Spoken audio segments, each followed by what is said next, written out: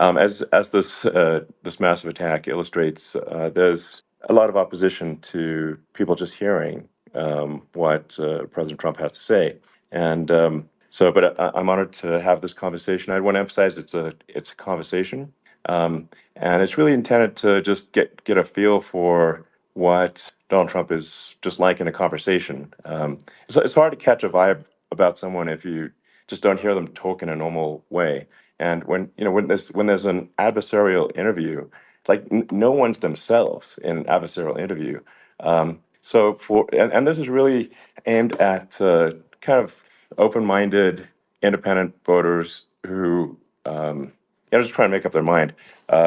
And so you can understand like what is what is it just like to have a conversation. So honored Donald, great to speak. We had a great conversation yesterday. As you mentioned yesterday, if we could just record that conversation and post it, it would have been excellent. And I hope we can have something like that today. Well, I think we will. I'm pretty sure we will. And congratulations, because I see you broke every record in the book with so many millions of people. And it's an honor. We view that as an honor. And then you do want silencing of certain voices. Usually those are voices that have something to say that are constructive, oftentimes constructive. And Yeah. so we have to consider it an honor. But congratulations on breaking every record in the book tonight. That's great. Well, thank you. Well, I mean, maybe we could start off with, the assassination attempt, which was an incredible thing. And I have to say that, your actions after that assassination attempt were inspiring. You, instead of shying away from things, you were pumping your fist in the air and saying, fight, fight, fight. And I think that's, the president of the United States represents America, and I think that is America. That is strength under fire, and so that's a big part of the reason why I was excited to endorse you as the president of the United States for having another term here. Is that was just incredibly inspiring. But I mean, what was it like for you? Not pleasant, I have to Not be honest. pleasant. I said there was blood. I had Being more shot is blood. not I much didn't know fun.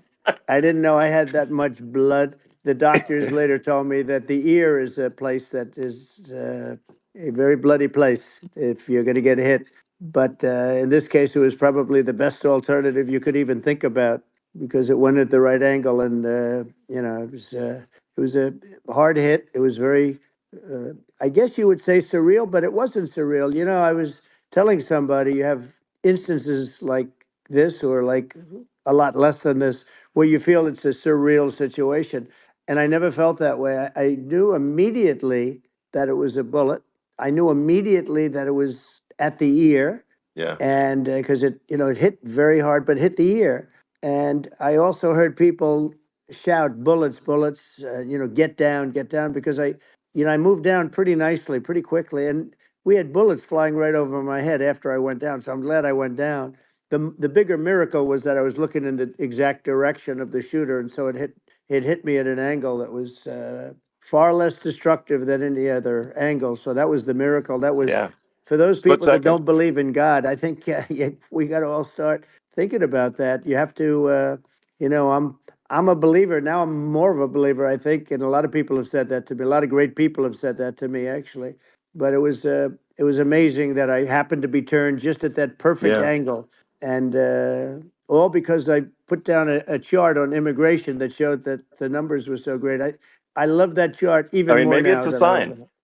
Maybe that's a sign, It's an immigration sign. You But highlighted a serious issue, and yeah, at that moment, well, Mister, hit your ear, but missed your head. I mean, well, the amazing thing is that the sign, I said, bring down that sign on immigration, and it was literally about an eighth of a second where it would be good, and after that, it was going to Yeah. be a disaster, no matter which way you were facing. But it just had that perfect angle, which was exactly at this shooter. Very sad situation. Such a sad situation. As you know, we lost somebody that was great, Corey, Yeah. a firefighter, a great gentleman, a great Trumper. He was just a fantastic family and a fantastic man. And a friend of mine came up, Elon, and said, I'd like to give the family some kind of help. And I said, that's great. He said, do you mind? I said, I don't mind at all. And he wrote out a check for $1 million, gave it to the wife. And, she said, this is really nice, but I'd rather have my husband back, which is a nice thing for Sure. somebody to say, to be honest. She's great. The family is great. And we raised a lot of Yeah. money for them and for two other gentlemen are unbelievable people also. They were hit really badly. They thought they were not going to make it, and they did. The doctors in the Butler area, I tell you, they were incredible. They saved the two, and they were really hit tough, both of them equally. And we thought my first question was because I heard bullets flying over me, and I said, "How many people were killed?" Because we had a massive crowd there, a tremendous, thousands and thousands of people, and there was no land. I mean, it was all people. So I said, "How many people have been killed?" Because I knew there were other shots. Sure. And they said, "We don't know yet, but some people have been badly hurt." And I have to give the Secret Service sniper, they call him, or sharpshooter, but sniper, because he didn't know there was a problem. He's an extraordinary shot, obviously, and he didn't know there was a problem. And he was able to pick it all out within 5 seconds. And he used one bullet from very far away, I guess probably about 400 yards. The shooter was 130, but he was on the opposite side of the field and the podium. And he saw the smoke and the flame from the gun, immediately recognized it, and immediately took a shot. And it was one perfect shot from very far away. And if he didn't do that, Elon, he would have. I mean, if he would have, a lot more people could have been badly hurt and killed. So I have to take my hat off to him because that's also a surreal. He's been with them for 23 years, and he's never had anything like this. And all of a sudden he has to act, and it's a very tough thing to act and to be shooting somebody. But he saw the gun, saw the smoke, saw the flame from the gun, very far away. I obviously has very good eyes. He's got very good vision, which I assume you have to have in that particular work. But he took aim very quickly, and they say it was approximately 5 seconds from long range, one bullet. If that didn't happen, because the shooter had a lot of bullets, he had a lot of cartridges up there with him. So Well, could have been very. I mean, that's clearly, he was very competent in taking that shot to stop the attempted assassination. But I mean, there does seem to be, I mean, some pretty significant failings elsewhere in the system. Like, there's just no way that, like, how on earth does a shooter get on a roof 130 yards away? That seems crazy. I think most people people are wondering how on earth could such a thing happen. Well, I view it as two ways. There should have been nobody on the roof. There were people because there were so many tens of thousands of people there. There were people that were seeing him, and there was one woman with a red shirt and Trump all over it, and she's screaming. That guy's got a gun. The guy up there with a gun. I mean, it's like I guess, I mean, for my part, and I think probably many members of the public are wondering how the heck are basically people wandering by pointing out there's a guy on the roof with a gun. And they're seeing it, but somehow it's not being addressed. That does seem crazy. Well, they're going to learn from this. The communication between the local police, who sort of had an idea, and then ultimately a man lifted himself up to the roof, could barely do it because he was pulling himself up, and he saw the man with the gun. The man with the gun pointed the gun at him. He thought he was probably going to get shot, but he was like pulling himself up, and because of that, he couldn't get to his gun. And he fell down, actually very badly hurt his leg, his ankle. I hear very badly, but he fell down. And he did, from what I understand, he did say there's a guy up there with a gun.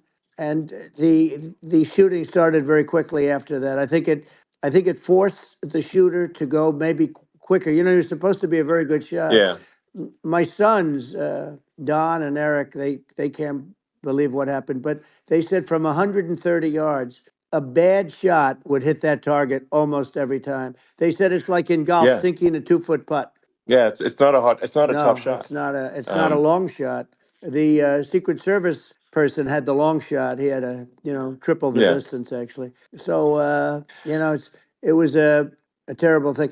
Look, it's hard. I have to say this about the Secret Service. When I went down, and I went down based on I think they're screaming, but other people also, because people saw this happen. You had so many people. One of the miracles was that nobody ran. I mean, if a gun goes off, the crowd Yeah. control people showed us this. When guns go off, and it does happen in stadiums at a soccer match or some kind of a match, everybody flees. They call it a stampede, like cattle. But everybody, and a lot of Yeah. people get killed with those stampedes.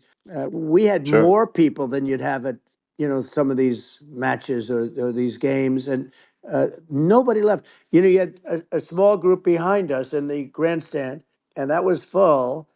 And you look at it as it was taking place, and normally they'd be running. They didn't leave. They saw that I was hurt. They saw a lot of blood, and they saw that I went down. And it's almost like they wanted to be with me. Well, out front, you had thousands, tens of thousands of people. As far as the eye could see, you had people in Butler, as far as the eye could see, and Yeah. and a lot of press too. There were many cameras on watching this. It's what makes it so different, because normally things happen that aren't good, but you never have a picture of it. Here we have all these cameras shooting it, so sort of amazing. But one of the interesting things was that you didn't have anybody flee. You didn't have anybody stampede. Sure. Nobody. And there were some people behind me. They stood up and they're looking like, I mean, I'll tell you, you want Yeah. to have them in a foxhole with you. I want to meet some of those people Sure. because Sure. it's so different from what you heard. But so I was down. But the Secret Service Yeah. guys, there were bullets flying right over my head. You could hear them go whizzing, Yeah. and these guys came jumping on top of me, and a young lady, Kate. Would jump. They moved so fast, and let me tell you, that took tremendous courage. Now there was a lack of coordination.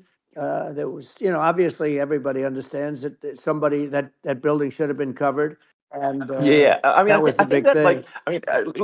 I mean, looking at the aerial views, that building would be like the number one spot for a sniper. I mean, it's like the if you were to pick like what is the favorite place, what if you so if the goal is to assassinate, what's your favorite spot? That building, the You're roof of right. that building would be number one. That would have been the spot. It's like you can ask for a better No, location. It's like number no, that one. would have been the spot. Um, You know what people think yeah. is when the local policeman, who, by the way, he really he did what he was supposed to do. He couldn't hold on any longer, and then when he got Yeah. his head just peeking above, this guy standing there with a gun at his head, and when he fell down again, hurt his ankle very badly. But he was making the calls. But what happened is the firing took place very soon. So what they Yeah. think is that this guy ran to his site, which he had all planned out with the gun.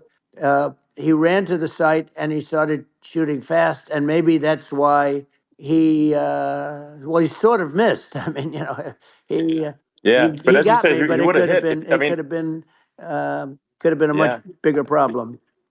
But he totally would have hit if you hadn't turned your head. So, like there was it was a very near It thing. was a So, miracle. If I hadn't um, turned my head, yeah, I would not be talking to you right now. As much as I like you, exactly. I would not. Yeah, I would well, not be talking to you. maybe talking to me from another realm, perhaps. Yeah, that's Um, right. We'd be talking from a so different place. But it was a very terrible experience. The Butler Hospital, they did such a great job. The doctors were so good. Everybody was so good. There was a mistake. If somebody knew, because people were hearing that, there was just a bad feeling that there was somebody was around. You know that story now. It's been pretty yeah, well. yeah, And yeah, if somebody could have said, because they've oftentimes said, like there'd be a lightning storm or something, because I've done, I think, over 300. I think I did a lot more than that, but we did a lot. And oftentimes they'll say, sir, could you wait 10 minutes, please? Sir, could you wait 20 minutes? There's a storm overhead or lightning or something, right? And yeah, that happens yeah, often. And this would have been a perfect time for that to have happened, but yeah. it didn't get coordinated. That was the problem. Well, it was your. I think your actions in the heat of fire, and like what I found admirable there was that you can't fake bravery under such circumstances. The courage is instinctual, or it is not. It's not a rehearsed action. And so I just want to say that I think a lot of people admire your courage under fire there. And Well, yeah, so thank you very yeah, much. I appreciate it. I didn't think of it. I just wanted to get up and I wanted to stand up. I wanted to let people know, I felt I was good when they were on top of me, covering me, actually, very much covering me, and very bravely. But I wanted to get up. I said, I want to get up. And they wanted, they have everything there. They wanted stretcher. I didn't like the stretcher. And I knew I was hit in the ear, but I knew I wasn't hit anywhere else. They felt I was hit someplace else Yeah. because it was such a lot of blood.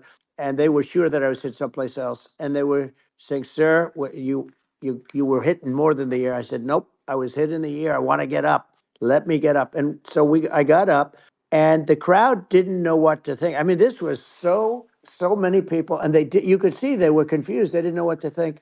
And I wanted to let them know I was okay. It was very important for me to let them Yeah. know that. And they went wild. You've seen the after. They didn't go wild when I Yeah. got up because they didn't know, was I alive? You really couldn't tell. When I stood up before the fist in the air, they didn't know if I was alive. Nobody did. And when I put the fist up, they were just relieved and happy and thrilled, and the place went crazy. It was pretty amazing. Yeah. It was a Well, terrible thing, but it it was was really nice. incredibly moving. Yeah. Well, and I mean, speaking of the sort of slide that got you to turn that saved your life, really, was the illegal immigration Right. slide. Maybe this, That's right. maybe this is worth talking about that, It since was. It was. that slide You're saved your right. life, No, basically. the illegal immigration saved my life. You're right, but and I I had to know be at that's that the. exact angle. I mean, that's a great one. Saved by illegal You know, immigration. the incredible 100%. thing, though, when you talk about the odds, you had to be exactly at that angle. But the incredible Yeah. thing is that the chart, I used it less than 20% of the time. It was just a moment. Yeah. It's always on my left, never my right, and it's always at the end of the speech. So here Yeah. we have it. It's on the right, not the left. It's at the beginning, not the end. And even the people that put it up, they were unprepared, and they did a great job. They got it up immediately, fortunately.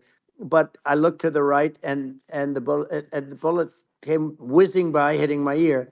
So it was amazing. But when you think of the odds of that, and Yeah. Yeah. that normally you wouldn't use it. Normally I wouldn't have the thing, and then it would Yeah. have been a very different story. It's very much, I say, an act of God. It's a miracle that it happened, and I'm Sure. honored by it. I'm honored by it. Well, what were you about to say about illegal immigration before you were rudely interrupted with a Well, I was bullet? going to say how good the numbers were. By the way, we're going back to Butler, and we're going to go Great. back in October. We're all set up, and the people are fantastic in Butler. It's a great area. Great, these are incredible people. Like the three that, in the case of Corey, killed, and the other two, the families are. I got to know them a little bit, and the families are great. But we're going back to Butler, and I think I'll probably start by saying, as I was saying, As you prior were to saying, being exactly. so So, horribly interrupted. yeah. But chart, Some people have no manners. Elon, the chart was just a chart that in my last week, we had the best illegal immigration numbers, meaning stopping. It was at the lowest. You've seen the chart. It's become quite a famous Yeah. chart, Yeah. but that was the lowest Yeah. point ever recorded. It was a really, I mean, I was very proud of those numbers. And then you see what happened with these people, Kamala and Joe. You see what happened. They just let it go. I had remain in Mexico policies. I had all these different policies that was so good.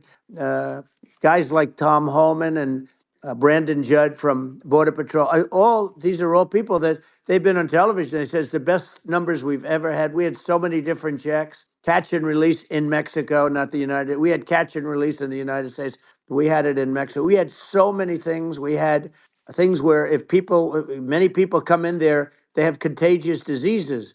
We had everything passed. If you have a contagious disease, I'm sorry, but we cannot allow you into the country. So we were setting Yeah. literally records, and all I was doing is showing that, and I use it sometimes, Sure. and in this case, I'm glad I used it. I can tell you that, but they were fantastic numbers. But I'm going to sleep with that chart always. I'll be sleeping with that chart. That chart was very important for a lot of reasons. Well, I mean, would it be accurate to say that you're supportive of legal immigration, but that but we also need to shut down illegal immigration, and especially unvetted illegal Yes. immigration, because and that's not the same as saying that everyone who's an illegal immigrant is bad. In fact, I think most people who are illegal immigrants are actually good, but you can't tell the difference unless there's a solid vetting of who comes across the border. Does that accurately 100%. represent your position? I say it Okay. very simply. They have to come in legally. They have to be checked. Yeah. Because look, Kamala was the border czar. Now she's denying it. Everything that I do, she's Yeah. saying she was strong on the border. We're going to be strong. Well, she doesn't have to say it. She could close it up right now. They could do things right now. It's horrible. Uh, no tax on tips, and all of a sudden she's making a speech and there will be no tax on tips. I said that months ago. And by the way, they had just the opposite. They had not only tax on tips, but they hired 88,000 IRS agents, and many of them were assigned to go get waitresses and caddies and all of this on tips. They have a policy. They had a policy that they were really going to go after you and were really harassing people horribly. And then all of a sudden, for politics, she says, she comes out with what I said, which I think is terrible. And I think it's also hitting them very hard. These people are fake. Now they're also saying they did a good job on the border. We had the worst numbers in the history of the world, not of our country. There's never been a country in history that has had a catastrophe like this. We've had, I believe, and I think you believe this too, you hear 12 Yeah. million, 13. I believe it's over 20 million people came into our country, Yeah. many coming from jails, from prisons, from mental institutions, or a bigger version of that is Yeah. insane asylums, and many are terrorists. And I'll tell you what, they're coming not just from South America, they're coming from Africa, they're coming from all over the world. They're coming from Asia, they're Yeah. coming from the Middle East, they're coming from countries that are uh, stupidly and horribly bombing Israel October 7th. They're coming from all over the world. And you look at, it's so sad, October 7th, because it should have never happened. Yeah. It's so sad when Sure. you look at Ukraine. It should have never happened. We have a defective Yeah. government. These are defective people, and they're not people that should be running it. But where you see it the best is the border, because you have millions of people coming in a month, and then she gets up and she tries to pretend like she's going to do something. She had 3.5 years. And by the way, they have another 5 months that they can do something, but they Yeah. won't do anything. It's all talk. She's No. incompetent and he's incompetent. And frankly, I think that she's more incompetent than he is. And that's saying something because he's not too good. Yeah. No, I think it is essential to have a secure border. I mean, you're really not a country unless you have a Correct. secure border. And And uh, secure elections, you too. know, yeah, absolutely secure elections. And so it's just essential to have a real border, or we can't function as a country, and our service, our central services are being overwhelmed in a lot of cities. As we were talking about earlier, I think having a legal immigration process that is smooth and efficient and done well, and speaking as someone who is a legal immigrant, and I think I mean, like one way to think of it is, who do you want on your team? Who do you want on Team America? And I think we want to just say, okay, we want to let in people who are gonna, contributors to our society and to our economy, Right. and and who do you want on the team? And it's not to say that, like in my opinion, actually, I'd say like probably most of the illegal immigrants actually are actually good, hardworking people. That's my opinion. But some are not, and you just have this sort of adverse selection process where, if somebody's if somebody's like uh, has a career in theft or robbery, I don't understand what's taken them so long to get here. Because we are in such a target-rich environment. I mean, why aren't more people who have a career in, bad things coming here sooner? Because I mean, it's a piece of cake to go rob, houses in LA or New York, compared to other parts of the world. And in a lot of places in America, if you try to stop the person who's robbing you, you'll be arrested. Yeah.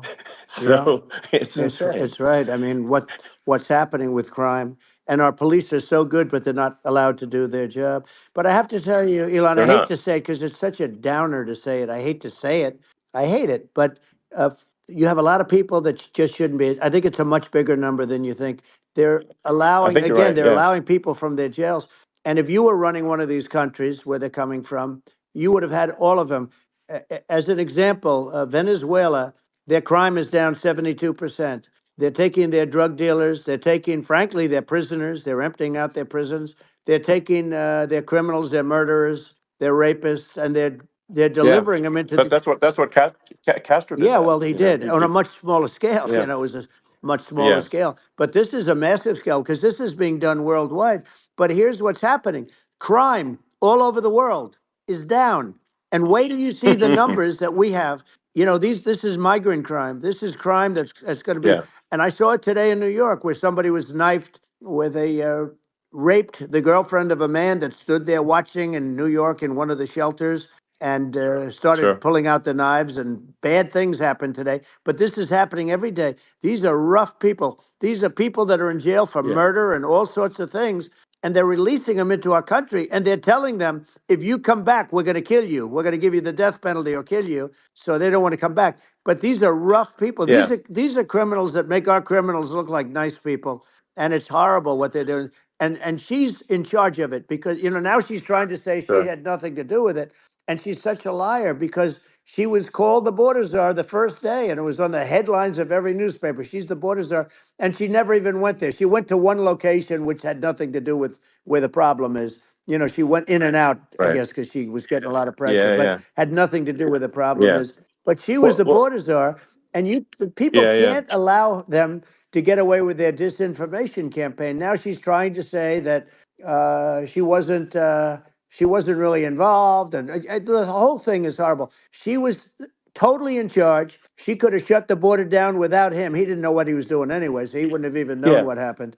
You could shut the border down; he Yeah. wouldn't even know the difference. But uh, the fact is that she was border czar. But if you don't have to call her Yes. that, the fact is you could just call her. She was in charge of the border, and the border was the worst Right. ever. It's simply not working. No, It's it's I mean horrible.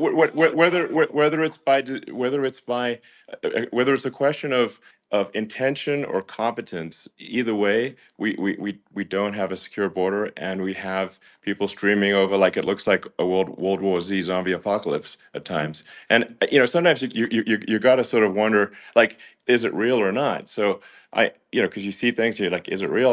So I went to the border at Eagle Pass, and I saw for myself in Texas, and I was like, okay, it's real. I'm like seeing this in real time. I actually posted the video like just live. I just flew there one day and just to see, hey, is this made up or real? And I'm just seeing people stream across the border, and I have to say, at least the people that I saw did not look friendly. These So these are people people. can look at my video and say, hey, Yeah. does these people look friendly? I don't look super friendly. So These are people that um, Elon would not be the same man if he had to walk across the street and look these people in the eye. These are rough people. These are really rough people. And I know rough people. And these are people that we don't want in our country. And the caravans are coming in and they're putting and who's doing this are the heads of the countries. And you would be doing yeah, it, and so would I. And everyone would say, oh, what a terrible thing to say. The fact is, it's brilliant for them because they're taking all of their bad people, really bad people. And I hate to say this, the reason the numbers are much bigger than you would think is they're also taking their non-productive people. Now, these aren't people that will kill you. We have enough of them, but these are people that are non-productive. They are just not productive. I mean, for whatever reason, they're not yeah. workers or they don't want to work or whatever. And these countries are getting rid of non-productive people in the caravans in many cases, and they're also getting rid of their murderers and their drug dealers and the people that are Yeah, really brutal people. And they're coming into our country yeah. at levels that have never been seen before. And I saw an ad just before I got on the air. I'm walking over here, and I saw an ad by Kamala saying how she is going to provide border security. Where has she been for 3.5 years? For 3.5 years, Yeah, no, no. we have 20 million people This I poured think in. is It's a terrible yeah. I thing. think this, frankly, I think this is a fundamental existential issue for the United States. And if we have another 4 more years of open borders, and it's going to be even worse with another 4 more years. It's going to be even worse than it's been for the past 3.5 years. I'm not sure we've got a country You don't left have a country at that left. point. Elon, if they get in, you will have 50 to 60 million people from all over the world, not South America only. You know, we think of South America, we think of Honduras and El Salvador, Guatemala, and Mexico, you know, the four. But it's not that. It's everywhere. They're coming in from Yeah, everywhere. And I had to stay in yeah. I think Mexico. this is a super important Yeah. point. Basically, when I went down there, I was like, "Well, where are people from?" It's like almost no one was from Mexico. To No, be clear, Mexico it's less it's just it's just less it's than just the the others. border. It's just the border with Mexico. But the people coming in, it's Earth, the rest of Earth, and America is only about 4 or 5% of the population of Earth. It would only take a few percent of the rest of Earth to overwhelm everything in the We're U.S. already So overwhelmed, Elon. We're overwhelmed. You had to see the news tonight about New York. New York, and I love that place, and what they're doing to it is horrible, what they're doing to it. And all the courts do is they yeah, try and focus on Trump. Okay, let's focus on Trump, who did nothing wrong. I complain about a rigged election.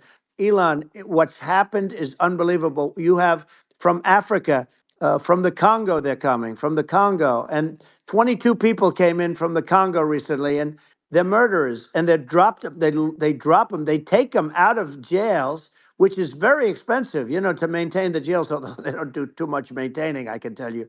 But they take them out of jails, prisons. They take them out and they bring them to the United States. They deposit them in the United States and say, "Don't ever come back, or you're going to be executed." And they don't want to come back, but they won't come back. sure. But they're coming from Africa. They're coming from Asia. They're coming from the Middle East. They're coming from South Well, America. just They're Earth, coming from rest of Earth, everywhere. basically. And there are a lot of Yeah, really everywhere on bad Earth. ones. It's just an everywhere on Earth thing, and it's just not possible for the United States to absorb everyone from Earth, even a few percent of the rest of Earth. It's just not possible. Well, So Elon, we're going to have that's just to yeah, finish this up, we're going to have the largest deportation in history of this country, and we have no choice. Otherwise, we're going to have a country. What they've done to our country. Think of it with in Venezuela and in some of these other countries, crime is down 50, 60, 70, 80%. And you would be the same. You would have. yeah, I'll yeah, tell you what, Venezuela has not gotten rid of all of them. They've gotten rid of about 70% of their really bad people. Their jails are about 50% put into the United States. Same with other countries. Some sure, are at 30%, some are at 50%. They're all different. But the bottom line is they're all going to be at 100%. Why wouldn't you put 100% of it? yeah, And they're doing it right now while this third-rate phony candidate. Don't forget, I beat Biden. He failed in the debate miserably. And, some people said, "Oh, gee, it's too bad. It's too bad he did so badly," or "I did well in the debate." The first night they said, "Wow." One of the people at CNN said, "That was the greatest debate performance I've ever witnessed." And then 2 days later, they didn't talk about that. They just said he was bad. But that's okay. That's the way I get treated. And I don't mind that at all. What I can tell you is this: we cannot have a Democrat. We cannot have her. She's incompetent. She's as bad as Biden in a it's different. Look, yeah. she hasn't done an I mean, interview since this yeah, whole scam started. well, And say what you want. This yeah, was a coup. This was a coup of a president of the United States. He didn't want to leave, and they said we can do it the nice yeah. way or we can do it the No, hard way. yeah. No, I mean, they just took him out back behind the shed and basically shot him. What they did Biden. with this guy, So and I'm no yeah, fan of his, and he was a horrible president, the worst president in history. And one of the reasons he was so bad, first of all, the Israeli attack would have never happened. Russia would never have attacked Ukraine, and we'd have no inflation. And we wouldn't have had the Afghanistan mess, if you think of it. well, And we wouldn't have had yeah, Afghanistan. But we think of it, well, yeah. you take a few of those events away, and we have a different world. We would also have No, no no, you're yeah. inflation was caused by oil. Yeah, no, no. I think you're making an excellent point here, which is that when other countries thinking about invading or doing bad things, when they're thinking about that, they're thinking about, okay, what's the American president going to do, and do they fear the American president, or is it someone they do not respect or and do not fear? And I think they would. They rightfully be. I mean, look at that the footage of the assassination. They're like, okay, uh, President Trump is like, don't mess with me. I mean, that's like, whereas I think people are not going to be, and they obviously have not been at all intimidated by Biden, and they certainly will not be intimidated by Kamala. And you have to really think of that in the context of global security. That if the American president is someone that, like, evil dictators are scared of, that makes a huge difference to the security of the world. So I had a good relationship with Putin, despite the Russia hoax that lasted for over 2 years. Just a hoax created by Hillary Clinton and Adam Shifty Schiff, some just bad people, just sick people, frankly. I mean, Schiff is a sick person. He's going to end up probably being a senator. It's hard to believe. The whole thing is hard to believe. But, they put our country in danger with that stuff, too. They actually, when they make up stories, and you have to fight your way out of it for a long time. But I know Putin very well. I got along with him very well. He respected me, and it's just one of those things. And we would talk a lot about Ukraine. It was the apple of his eye. But I said, don't ever do it. Don't ever do it. I shut down Nord Stream 2. That was the big oil pipeline, the biggest pipeline in the world going all over Europe. I shut it down. Biden came, and then they say, Yeah. I loved Russia. I was a friend of Putin, and I loved Russia. No, he actually said to me one time, he said, if you're my friend, I'd hate to see you as an enemy. I shut down his pipeline, the biggest pipeline. They were looking at that to Yeah. fund, and this pathetic president gets in there.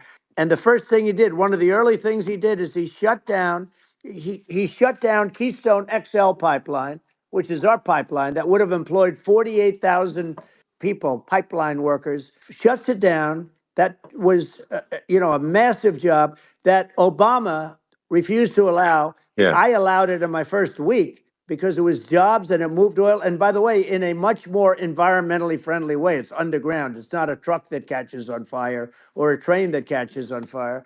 But think of it. He shut down the XL pipeline, the Keystone XL pipeline. He Yeah. shuts that down and he approves the Russian pipeline, Yeah, it doesn't make any right? sense. It's inconsistent. Certainly but I mean, I think it's just worth emphasizing, to listeners, the immense importance of whether the United States president is intimidating or not intimidating, and how much that matters to global security. Because there's some real tough characters out there, and if they don't think the American president is tough, they will do what they want to I do. know every one of And them. it puts the whole Yeah. world in danger. Elon, I know every one It's of a them, big and I know deal. them well. I know Yeah. Putin. I know President Xi. I know Kim Jong-un of North Korea. I know every one of them. And let me tell you, people will say, oh, this is terrible. He said, I'm not saying anything good or bad. They're at the top of their game. They're tough. They're smart. They're vicious. And they're going to protect their country, whether they love their country. They probably do. It's just a different form of love, but they're going to protect their country. But these are Yeah. tough people at the top of their game. And when they see a Kamala or when they see Biden, Sleepy Joe, they can't even Yeah. believe it. They can't believe this happened. All the stuff that you're seeing now, all the horror that you look at Israel, they're all waiting for an attack from Iran. Iran would not be attacking, believe me. When I was there, and I say it with respect because I think we would have been good with Iran. I don't want to do anything bad to Iran, but they knew not to mess around. Iran was broke because I told China, if you buy from Iran oil, it's all about the oil. That's where the money is. But if you buy oil from Iran, you're not going to do any business with the United States. And I meant it. And they said, we'll Yeah. pass. Yeah. They didn't buy oil. Other countries, likewise, Sure. you want to buy, you're not doing business with the United States. And they were at a point where they had no money for Hamas. They had no money for Hezbollah. They had no money for any of these instruments of terror. And it was amazing. In fact, there were articles when I was leaving, which is hard to believe, actually, especially when you look at what's happened to our country. Our country is so bad right now. It's such a different place. We were respected. Think of it. 4 years ago, we were so respected to a point where when I said don't buy oil, they didn't buy oil, but they had no money, Yeah. Yeah. and Israel would have never been attacked. Zero chance. And again, I said to Vladimir Putin, I said, don't do it. You can't do it, Vladimir. You do it, it's going to be a bad day. You cannot do it.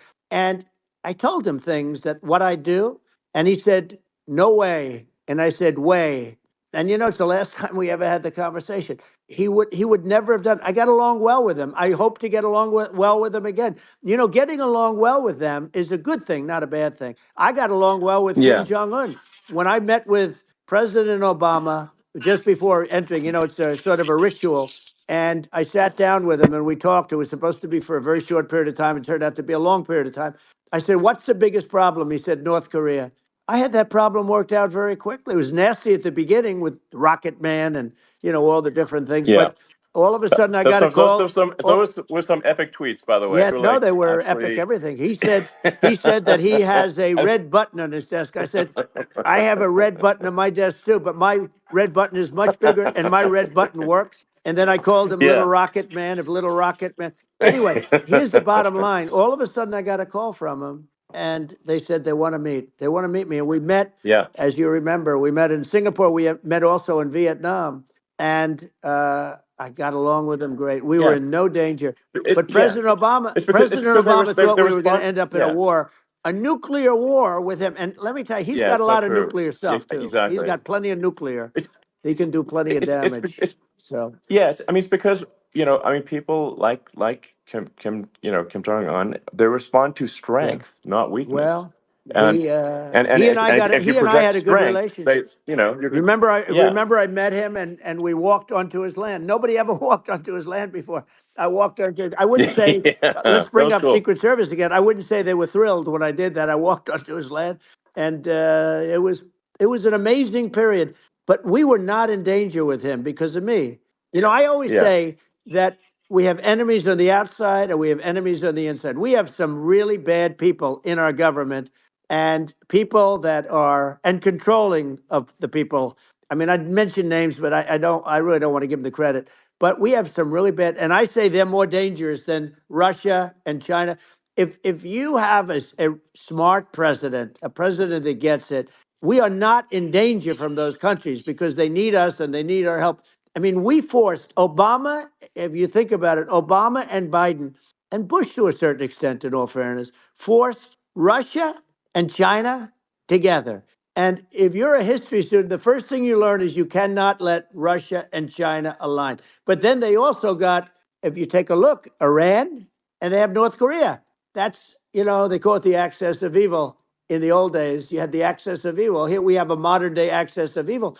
These are powerful countries, very heavy nuclear, which is the biggest Yeah. threat. The biggest threat is not global warming, where the ocean's going to rise one eighth of an inch over the next 400 years. And you'll have more oceanfront property, right? The biggest threat is not that. The biggest threat is nuclear warming, because we have 5 countries Well, now that yeah. have significant nuclear power, and we have to not allow anything to happen with stupid people like Biden. Did something with Russia. There was no chance of him ever going in. And when I left, and then after I left, they started forming big armies on the border with Ukraine, right?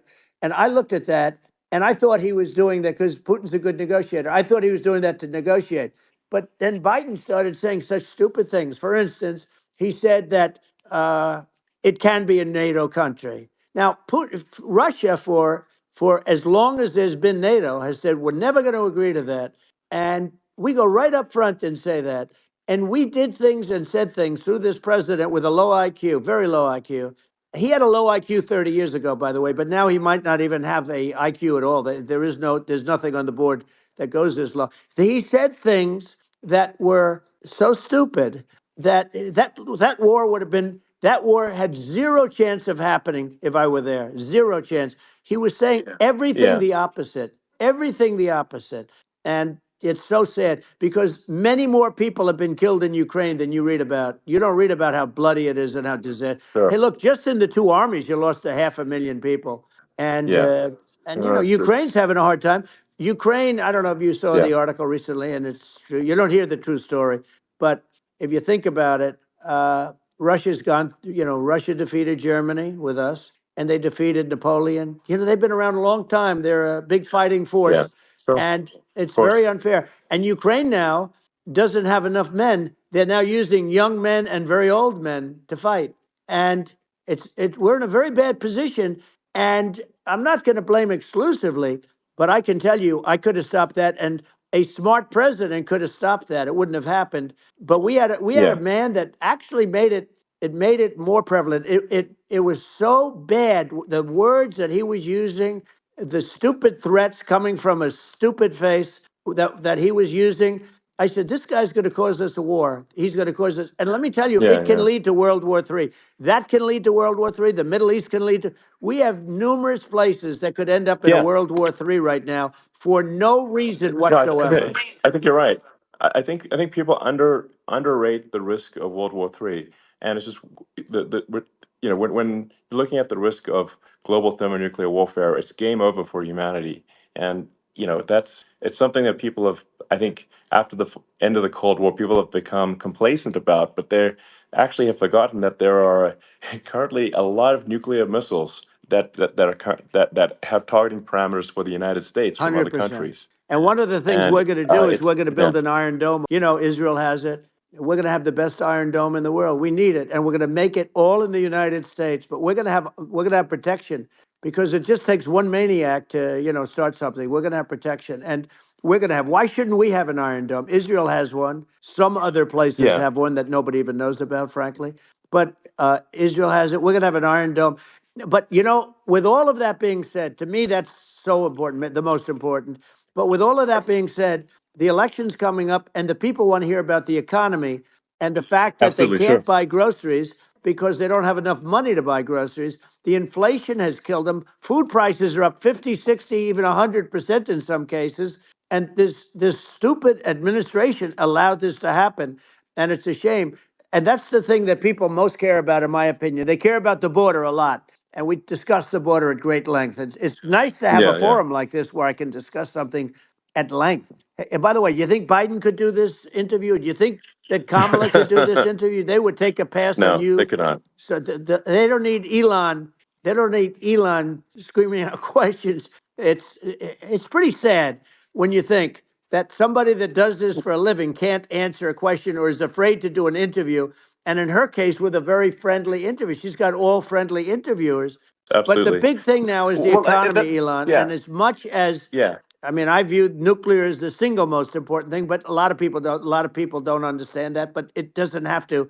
If I understand it, that's all you need. Because if I was president, you're not going to have that kind of a problem. But the thing that they really is making them angry is what Kamala and Biden have allowed to happen to the economy. It's a disaster with inflation. The inflation. It doesn't matter what you make. The inflation is eating you alive. If you're a worker, or if you're just a middle income person, you can't afford. 4 years ago, 5 years ago, people were saving a lot of money. Today, they're using all their money and borrowing money just to live. It's a horrible thing that's happening, and we'll end that Well, I think quickly. a lot of a lot of people just don't understand where inflation comes from. Inflation comes from government overspending because the checks never bounce when it's written by the government. So if the government spends far more than it brings in, that increases the money supply, and if the money supply increases faster than the rate of goods and services, That's right. that's inflation. So really, we need to have we need to reduce our government spending, and we need to re-examine. I think we need like a government efficiency commission to say like, hey, where are we spending money that's sensible? Where is it not Right. sensible? And we need to live within our means. We're currently adding, I think, $1 trillion to the deficit roughly Right. every 100 days. That's right. And the interest payments on the national debt have now exceed the defense budget. It's on the order of $1 trillion, It's interest. and it keeps Yeah, I growing. rebuilt our military, largely rebuilt our military, did a great job on it, which was so important. We had jets, we had fighters that were, and bombers that were 70 years old. And we did a great job in that. Then by the way, then we gave 85 billion of it back to Afghanistan, if you can believe it. We gave them 85 billion. They're one of the largest sellers Yeah. of military equipment in the world. They're selling what we gave them. That was one of the most embarrassing days in the history of our country. But if you think about, let's go back to the economy. We have to bring energy Yeah. prices down. Energy started at the price of gasoline Now your cars don't require too much gasoline, so you have a good, and you do make a great product. I have to say, I have to be honest with you. Thank That you. doesn't mean everybody should have an electric car, but these are minor details. But your product is incredible. But the Thank you. gasoline, Elon, is the cost of energy. Not only gasoline, it's the cost of heating your house and cooling your house. That has Sure. to come down. It's gone up 100%, 150, and 200%, and that has to come down. When that comes down, and we're going to Yeah. drill, baby, drill. They stopped drilling, and then they went back to drilling because they went back to the Trump policy. But if they won the day after they get into office, this country will go out of business because they're going to go to an energy policy that's not sustainable, wind and different things. You're not going to have anything. Yeah. And I know you're a big fan of the AI, and I have to say Yeah. that AI, and this is shocking to me, but AI requires twice the energy that the country already produces for everything. So you're going to have to build. We're going to have to build a lot of energy if our country will be competitive with China, because that's our primary competitor for this on the AI. You're Sure. going to need a lot of Well, I mean, electricity. You're going to need tremendous yeah. electricity, like almost double what we produce now for the whole country, if you can believe it. Sure. Well, just going, back to this, like this basic thing, which that people try to make it sound complicated, but it's not. But inflation is caused by government Right. overspending. Would you agree that we need to take a look at government Yes. spending and have perhaps a government efficiency commission that just tries to make the spending sensible and so the country lives within its means, just like a The person does? waste is incredible, and nobody It negotiates is. prices. You used to have a lot of people making jets, and you end up with two companies, and they'll probably try and merge at some point. I mean, I went through it like Air Force, just a thing like Air Force One. One of the first documents they asked me to sign, a general walks in, "Sir, would you please sign this document?" And what is it? Air Force One. That's with Boeing, which is basically two planes, two 747s. And the price was Yeah. $5.7 billion for two planes. Now they're Wow. highly sophisticated. That's They're insane. even nicer than your plane, okay? But much more sophisticated. They're very, I won't say what's on it, but they got a lot of stuff on it. Anyway, but it's Sure. 5.7. That's a crazy It's a number. crazy number, but I said, I'm not going to pay 5.7. I'm not going to do it. I said, who made the deal? Obama and his people. I said, well, then I know the deal's no good. I'm not going to do it. And over a course of about 4 weeks, by my saying I'm not going to do it, I got the price reduced by $1.6 billion for the exact same plane, other than we had a nicer paint job, if you want to know the truth. But for the exact same plane, I saved one. And I said to Boeing, man, you guys must make a lot of money if you can reduce the price by that. But now what I do hear is that they're going back to the Biden administration and wanting big cost overruns, because they see these dopey suckers in there, and they'll end up getting some of the money back. But I shaved it by $1.6 billion for the exact same plane.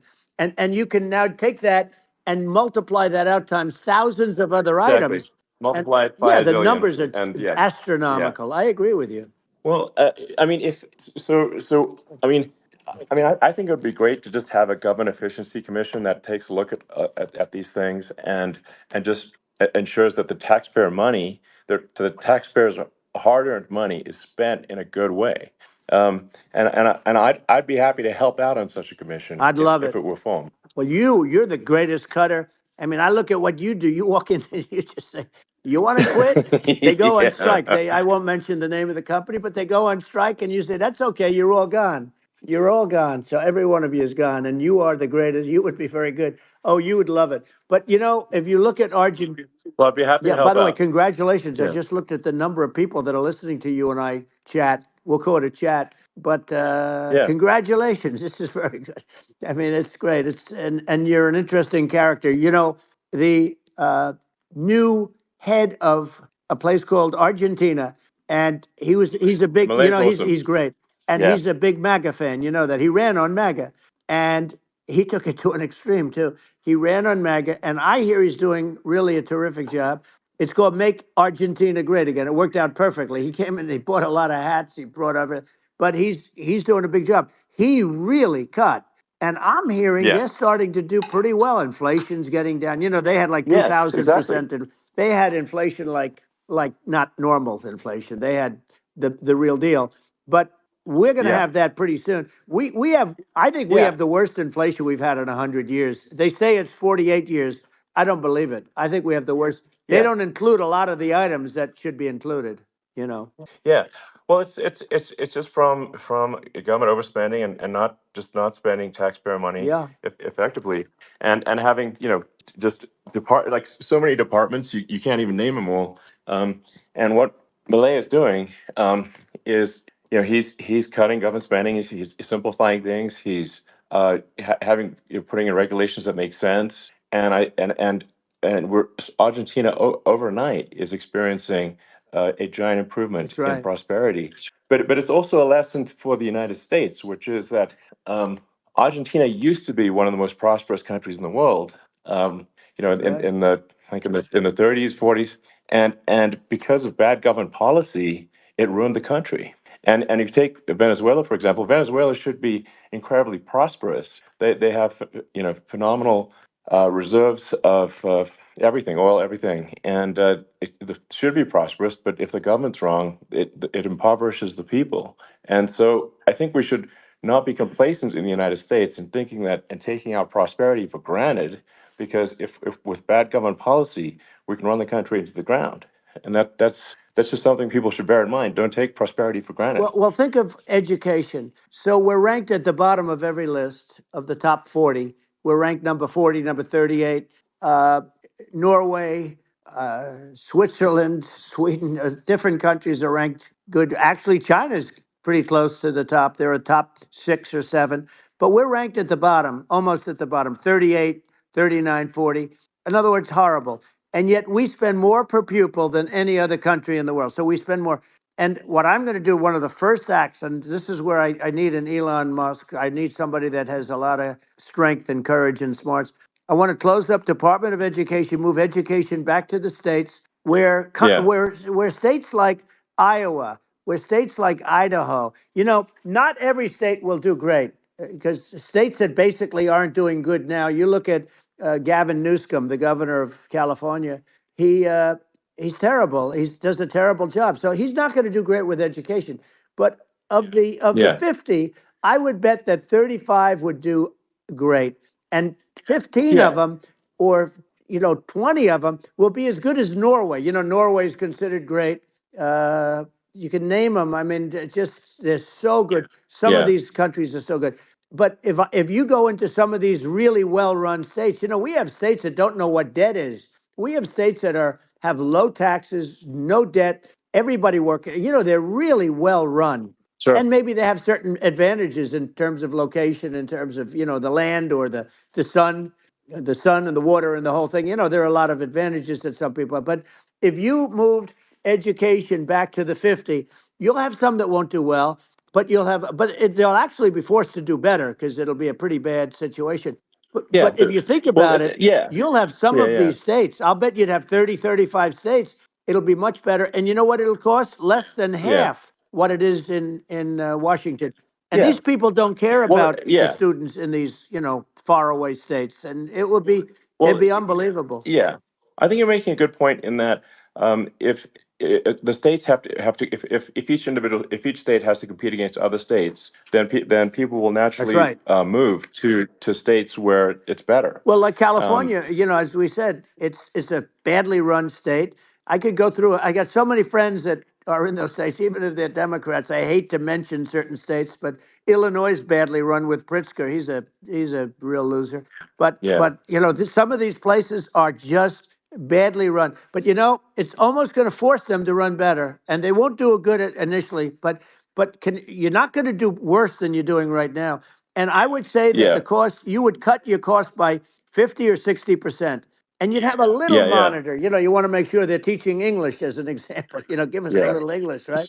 Sure, yeah. Right? No, but I mean, to what some of these governors are doing so badly. I mean, they got so many people moving out of their state. They should get U-Haul Salesman of the Year award because they're driving so much U-Haul It's sales. actually It's just amazing. people moving out. Isn't it amazing to you as a businessman that they can even survive? Like Illinois, so many people are leaving, and you wonder, how do they survive? I mean, how do they survive? Uh, I saw where you left California and you moved to Texas. Texas does a great job. But, you know, I Yeah. mean, I just wonder, how do these states survive when big businesses, a big oil company just left California, as you know, and they moved to Texas. How do these big states survive when they lose so many businesses and their taxes are already really high? You know, the taxes are among the highest Yeah. taxes. You almost wonder, how do they continue on? And in many cases, the governors don't do a good job in their crime-ridden places. You wonder, how do they continue to just go on? It's Well, not a good I think there's. situation.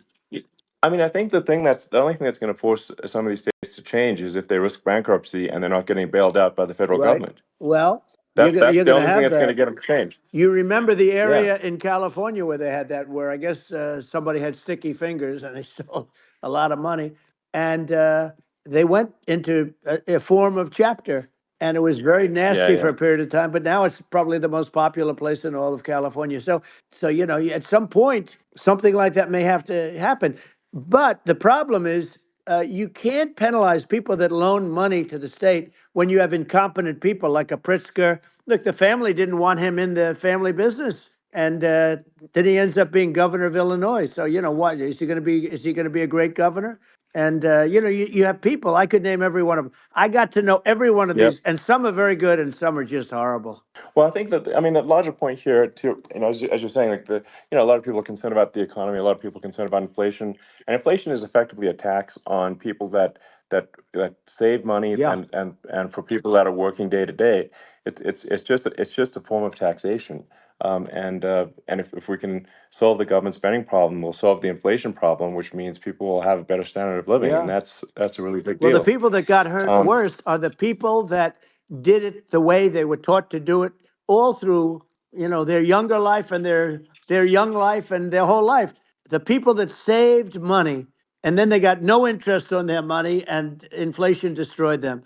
And frankly, they were almost better off if they didn't do anything like that. I mean, those people have been absolutely decimated, and we're going to bring those people back and help those people. We've got to get the prices down. You know, when I look at bacon costing 4 or 5 times more than it did a few years ago, sure. when you look at some of the food products in grocery stores, people go, they can't believe it. They used to be able to buy a whole cart, and today, you know, a lot of people just don't have the money. They go in and they can't buy anything. They look at Yeah. it's sticker I shock. think They it. call it Yeah. sticker shock, right?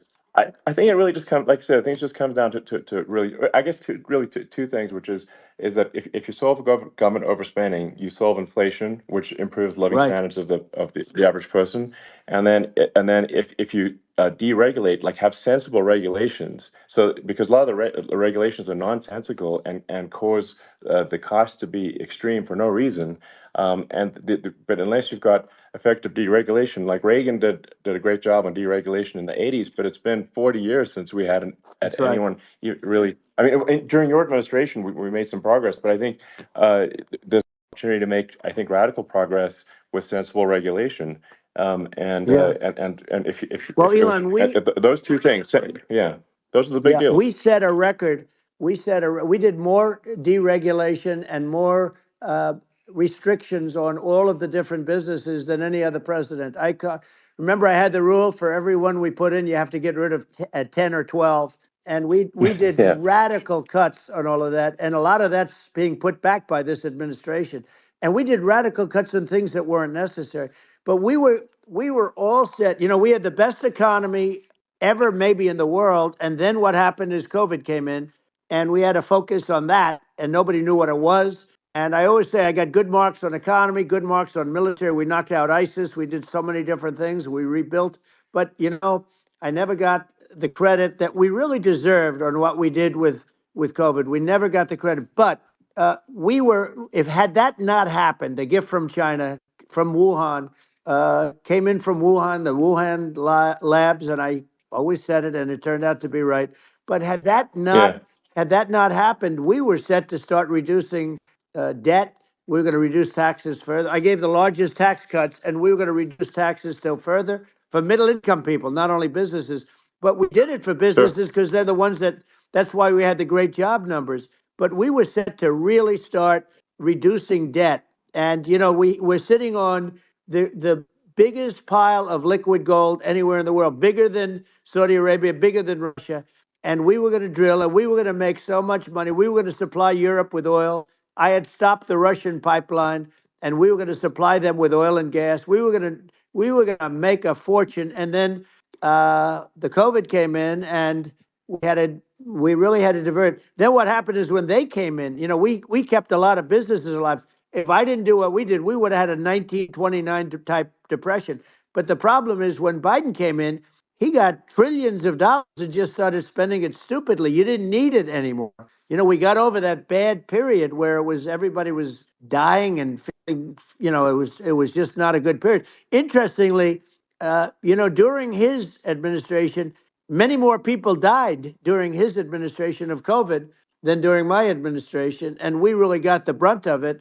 But people don't realize more people died during his administration than ours. But it diverted us from doing what I wanted to do. But we had the greatest for almost 3 years. We had the Yeah. great, and you know that probably better than anybody. So many of your friends said to me, the best years we've ever had in business were during the Trump years, and also said that African American, Hispanic American were so incredible. They were having the best Asian American women, men, young people without a diploma, young people that graduated from the best colleges, from MIT, from the Wharton School, from all of the great colleges, Harvard. They were doing better, and people without a diploma were doing better, and everybody was happy. And then COVID came, and we had Sure. the problem is they spent trillions and trillions of dollars. They wasted. They shouldn't have taken any money, and we wouldn't be having inflation right now, which is killing our country. Yeah, yeah. Yeah, absolutely. I mean, I should probably say something about maybe my views on climate change Yeah, and oil and gas, because I think I'm probably different from what most people would assume. Because my views are actually pretty, I think, moderate in this regard, which is that I don't think we should vilify the oil and gas industry and the people that have worked very hard in those industries to provide the necessary energy to support the economy. And if we were to stop using oil and gas right now, we would all be starving, and the economy would collapse. So I don't think it's right to sort of vilify the oil and gas industry. And the world has a certain demand for oil and gas, and it's probably better if the United States provides that than some other sure. countries. And it would help with prosperity in the U.S. And at the same time, obviously, my view is like we do over time want to move to a sustainable energy economy, because eventually you do run out of. I mean, you run out of oil and gas. It's not infinite. And there is some risk. I think the risk is not as high as a lot of people say it is with respect to global warming. But I think if you just keep increasing the parts per million in the atmosphere long enough, eventually it actually simply gets uncomfortable to breathe. People don't realize this. If you go past 1,000 parts per million of CO2, you start getting headaches and nausea. And so we're now in the sort of 400 range. We're adding, I think, about roughly 2 parts per million per year. So I mean, it still gives us. So what it means is like we still have quite a bit of time, but so there's not like we don't need to rush, and we don't need to stop farmers from farming, or you know uh, prevent people from having steaks or Right, basic stuff like right. that. Like you can leave the farmers alone, I agree. in How my opinion. crazy is that where I mean, you have farmers that are not allowed to farm anymore and have to get rid of their cattle, and the whole world is yeah, a that's little silly. crazy, but it's largely taken its lead from us. I just say though, I've heard in terms of the fossil fuel, because even to create your electric car and the electricity needed for the electric car, fossil fuel is what really creates that at the generating plants. And so you sort of can't get away from it at this moment. I mean, someday you might be able to, but I do hear we have anywhere from 100 to 500 years left. Much of it hasn't even been found yet. Yeah. But there are tremendous, like Anwar. I got Anwar in Alaska approved. Ronald Reagan couldn't do it. Nobody could do it. Everybody tried. Nobody could do it. I got it approved. The first thing that Biden did was unimprove to get rid of it. He ended Yeah. it. His secretary went in and she ended it. And what a disgrace. That's Anwar. That's bigger, or they think it could be bigger than Saudi Arabia in Alaska. Could be bigger than Saudi Arabia.